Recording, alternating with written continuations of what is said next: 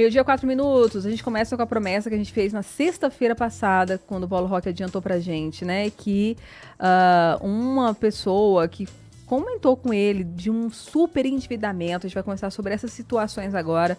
Paulo Roque, seja bem-vindo ao Mesa para Dois. Boa tarde. Muito boa tarde, Bárbara. Muito boa tarde, ouvintes da Nova Brasil FM. Um prazer enorme estar aqui novamente nesse quadro de toda sexta-feira. Rapaz, e eu fiquei chocada quando você já deu spoiler lá. Super endividamento de uma pessoa jovem que tem vários cartões. Conta pra gente esse caso e como é que lidar com uma situação dessa, né? Um preventivo e depois já aconteceu. Hoje, o endividamento no cartão de crédito é da maior parcela dos endividados no Brasil. Então, das pessoas que estão endividadas, a maior parte é no cartão de crédito. E você tem o seguinte, você tem hoje perto de 70% das famílias brasileiras que estão endividadas. Isso dados do próprio Serasa. E você tem 30% das famílias que estão inadimplentes. Porque você pode estar endividado e estar pagando as contas ainda. E o inadimplente é aquele que deixou de pagar pelo menos 3 parcelas. E nós já estamos falando de 30% das famílias brasileiras estão em situação de inadimplência. E você tem esses 70%, dos quais mais da metade desses 70% estão endividadas no cartão de crédito. E qual que é o perigo do endividamento no cartão de crédito? É que o cartão de crédito é uma dívida muito cara. Porque quando você não paga a fatura, o cartão praticamente te implora para você só pagar o mínimo. Verdade. Porque quando você paga o mínimo para o cartão, você paga juros ao cartão. Se você paga a fatura no prazo certo, você não paga juros. Mas se você não paga e paga só o mínimo, você vai pagar juros para o cartão de crédito. Era esse juro que no ano passado era de mais de 400% e diz, não, mas agora caiu para 100%. Alguém que faz uma dívida hoje de 1.000, no final do ano está devendo R$2.000, né? Dobrou a dívida sem que ele acrescentasse nada ao seu patrimônio, ou seja, só está subtraindo o seu patrimônio. Então é uma dívida muito perigosa, extremamente perigosa.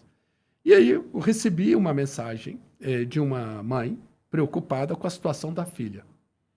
Ela perguntando o que ela poderia fazer. Porque a filha já tem 20 anos e arrumou um emprego para ganhar R$2.000.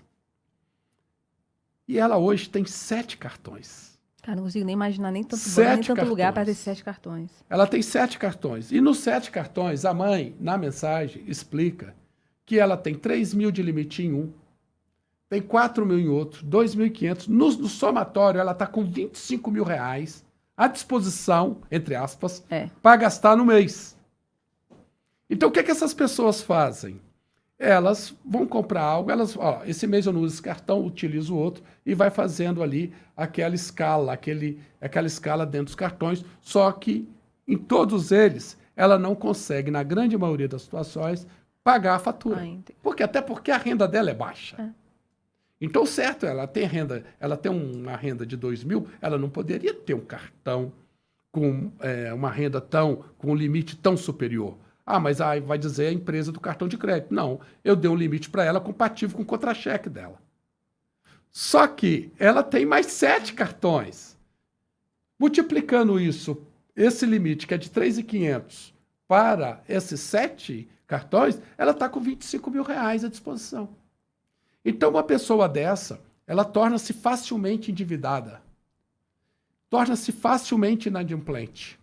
Amanhã o seu nome vai para o Serasa. Por quê? A grande parcela que ela está pagando não é nada de bem de consumo. Ela está pagando juros. Né? E isso cria aí uma bola de neve, por isso que nós chegamos nesse patamar que existe no Brasil hoje, de você ter 70% das famílias endividadas e a maior parte delas no cartão de crédito. E aí volta para aquele que você falou, né? Assim, de ajustar essa casa, de começar a viver abaixo da sua renda, toda essa questão de educação financeira que a gente vem falando aqui, né? É que a gente bate muito aqui a questão de educação para o consumo. Saber diferenciar a necessidade do desejo. Primeiro, todo o seu gasto tem que caber dentro do seu orçamento. Primeira lição é saber, é o poder o que é educação financeira? É o poder de gerenciamento do dinheiro. Você tem que viver dentro do seu orçamento. E o cartão de crédito te convida a viver fora do seu orçamento, dando a falsa ideia daquela disponibilidade. E uma história curiosa, você sabia que quando o cartão de crédito foi lançado nos Estados Unidos, a primeira ideia fracassou. Olha. Fracassou lá em 1920, 1900 e pouco. Por quê? Sabe por quê? Porque ele só dava o cartão para quem podia pagar. E todo mundo pagava na data certa. Então era o primeiro conceito. Você vai dar o crédito para a pessoa que tenha caráter e que seja fiel no pagamento. Olha. Então olhava aquela boa reputação. Hoje, aí vem na história do cartão de crédito que os donos começaram a perceber que esse bom cliente que paga em dia é o pior cliente para eles. Porque esse eu não ganho dinheiro com ele. Então por isso que de forma, vamos colocar aqui com eufemismo, né? De forma disfarçada, diretamente, o cartão de crédito que é um mau pagador. Que é aquele que não consegue pagar a fatura. Esse é o melhor cliente para o cartão de crédito. Você que paga a fatura em dia, você é um péssimo cliente para o cartão de crédito. Porque você paga em dia. Você não dá a oportunidade de ele ganhar juros com você. Agora, o cliente que não paga a fatura toda, paga o mínimo apenas, é o melhor cliente para ele. É esse cliente. Ele sabe que ele não vai receber parte dessa dívida, ele não vai receber. Mas o que ele já recebeu de juros faz desse negócio um negócio fabuloso, sobretudo no Brasil, que ainda tem uma das taxas mais elevadas do mundo. E mesmo com essa redução de 400 para 100, a gente continua com uma Continua com uma das taxas mais elevadas do mundo. Para você ter ideia, nos Estados Unidos a taxa média lá é de 20%. Uou! Quando o mal pagador, aquele que tem um risco muito elevado. Na Europa, nós estamos falando de 25%. Aqui, na América Latina, a taxa mais cara aqui era do Peru, 40%. Nós temos ainda uma das taxas mais elevadas do mundo. Então, é por isso que só deve-se usar o cartão de crédito em situação de fazer uma dívida no cartão de crédito. Né? Porque você usar o cartão de crédito e ter o valor para pagar a fatura normal, você ter a disponibilidade, ótimo. Mas se você não tem, só utilizar em caso de absoluta necessidade. É o caso de uma internação, uma situação de doença, uma despesa urgente que surgiu e você não tem naquele momento outro recurso. Mas é para pagar em seguida, para não deixar o juro correr. Então é o seguinte, os maus pagadores, entre aspas, são os melhores clientes do cartão de crédito. Agora, quem precisa saber disso? O consumidor. É porque isso tudo é feito com a distração dele. Com essa, achando que está tudo bem resolvido. E o banco vai, manda o seu nome para o Serasa, ele escreve seu nome na dívida e dali você passa a ter restrição ao crédito. É um crédito aparentemente fácil e cômodo, por isso que ele é caro assim. Sim, porque não precisa pedir para ninguém, não precisa conversar com ninguém, já está lá e você usa. Agora, tem uma questão dessa senhora aí, que na verdade, se você for ver a lei do superendividamento, que foi aprovada recentemente no Congresso Nacional, a lei diz o seguinte, que você não pode conceder o crédito de forma irresponsável.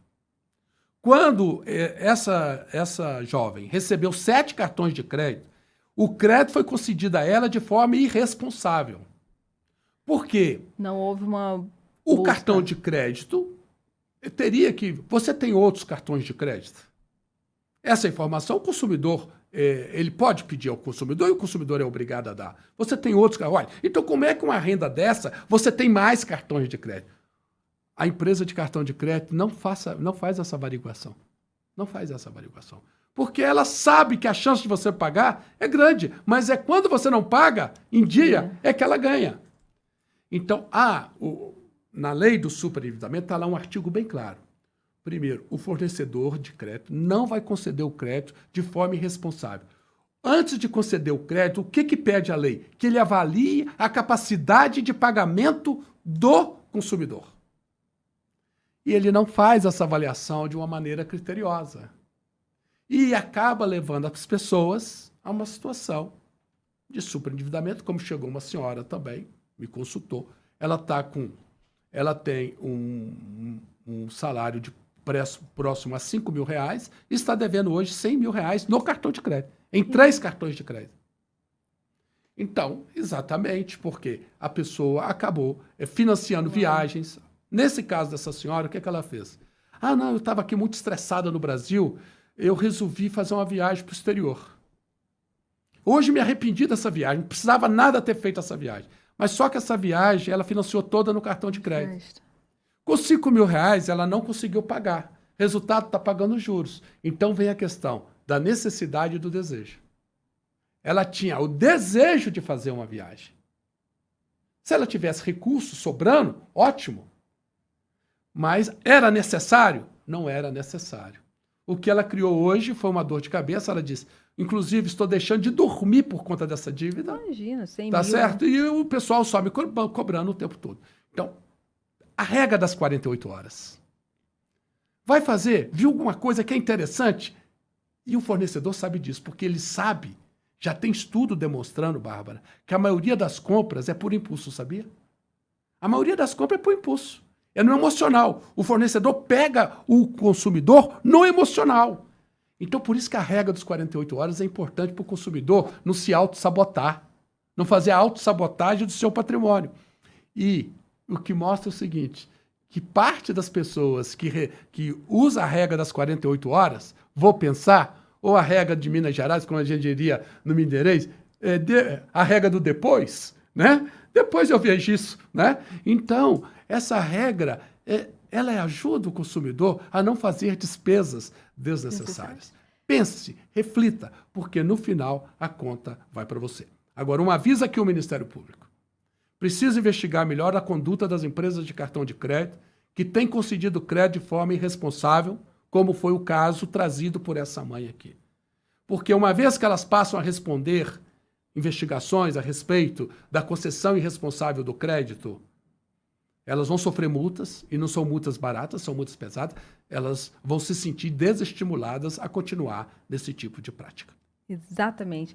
Ó, bom que já tem em pauta aí para as próximas semanas, que são como entender esses gatilhos emocionais, porque tem várias escolas que mostram, assim, vários estudos que mostram assim, quais são esses gatilhos emocionais que as empresas usam para os nossos ouvintes ficarem atentos.